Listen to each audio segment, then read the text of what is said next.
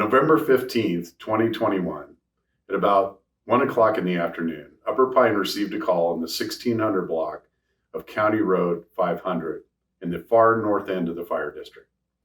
It was reported that a man had almost severed his arm and had fallen from a ladder. Two of our firefighter EMTs that were in the north end of the district staffing an ambulance that day were out checking equipment when they received the call. They responded quickly and were there within 3 minutes.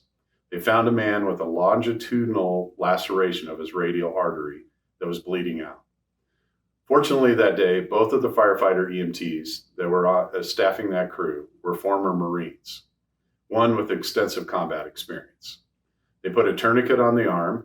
It slowed the bleeding, but did not stop it. And in true combat fashion, with the tactical emergency combat casualty care principles, they applied a second tourniquet, and it did stop the bleeding. They called for a helicopter that was not available. They immediately loaded the patient as an alternative and started down the hill towards what would be almost a 45-minute journey to the regional trauma center.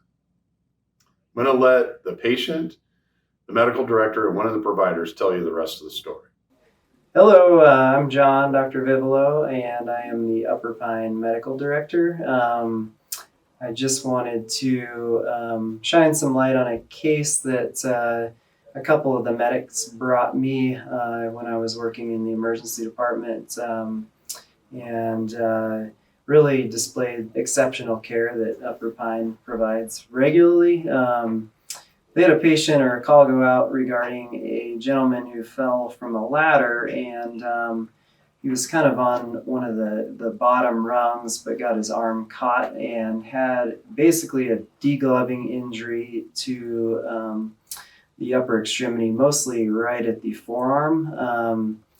So they were able to get to scene extremely fast, being up at Station 4. They made it in about 4 minutes, which certainly saved this gentleman's life.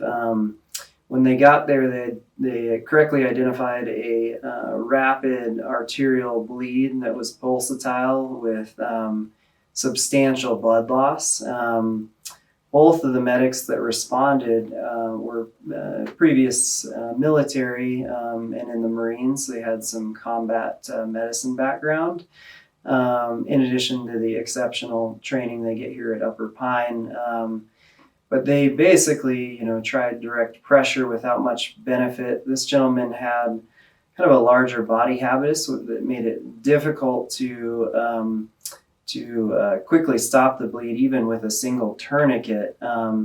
So one tourniquet was placed on the upper arm, just distal to the shoulder, and it was correctly marked with the time. And that, including direct pressure, did not stop this pulsatile bleed, so they were able to think quickly and improvise right away, and placed a subsequent tourniquet just distal from the one right near the shoulder, and that did seem to stop it in addition to direct pressure, but all those three combined were the only things that stopped the bleed. And this certainly, saved this guy's life. When he got to the ER, I just briefly, took one of the tourniquets, not even partway down, and the pulsatile bleed started up initially, immediately shooting across the room, hitting the wall on the far end of the room. So they did everything they could to get this guy treated quickly with improvising techniques to make sure that he was fully cared for, and they had him hemodynamically stable when he arrived.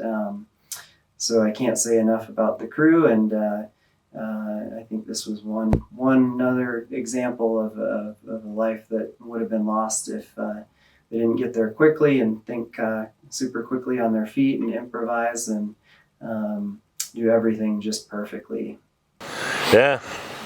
I was pretty sure that when I lied down, because I couldn't dial the phone, I was struggling to dial the phone, I was pretty sure my son was just going to find me here, bled out on the ground. If it weren't for these two firemen being so close and responding so quickly, what was your station number again? Station 4. Station 4, yeah. Up here at the north end of Alcedo, I'd have probably been dead. I'd have been dead within an hour. Yeah, you have incidents like this where it wasn't even a very high-risk activity. You weren't really being unsafe. You couldn't have known or even dreamt that this would have happened, and in a split second, a life-altering event occurred. And that's kind of what we train for. That's why we're here, and that's why we do what we do. I was standing on a little step ladder right here, 1 or 2 rungs up the ladder, and I was reaching through here. I was going to thread extension cord to these lights, and my hand was about where that end of that piece of wood was, and I slipped off the ladder.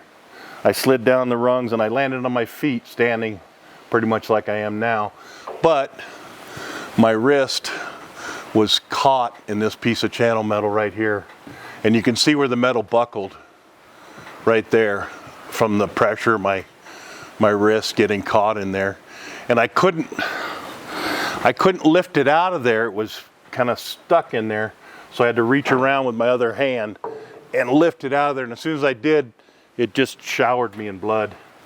It was cut to the bone from here all the way around to here. Oh, sure, go ahead. It goes from right there all the way around and up to here. And I think there's some bones in here that were cracked, and it was wide open meat. Mm-hmm. Yeah, once we were in the ambulance, we noticed it was still bleeding. Yeah. And we made the call to put that second tourniquet on.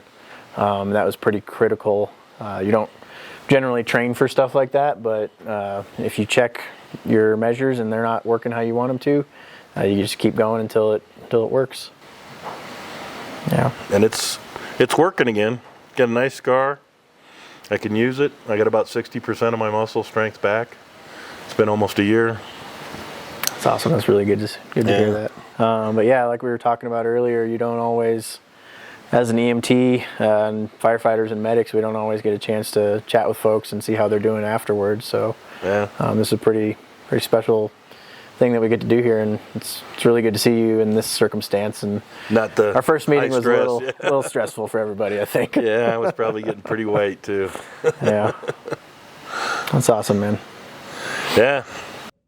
Thank you for your consideration for these 2 members from our department for BLS Provider of the Year.